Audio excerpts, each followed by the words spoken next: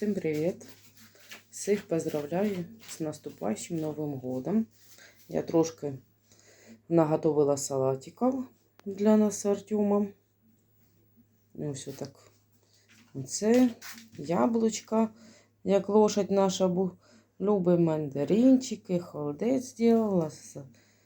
Ось іще салатик крабовий. Всем привет! Всех с наступающим Новым годом. Сейчас я покажу вам наша елочка. Савица. Вот такая у нас елочка. Отмечаем мы Новый год сами. Папу не отпустили. Маргарита тоже осталась в училище. Там билетов на поезд не было. Мы будем вдвоем отмечать, да? Да. Катю? У нас буде супер-супер Новий год. Всіх з наступаючим Новим годом!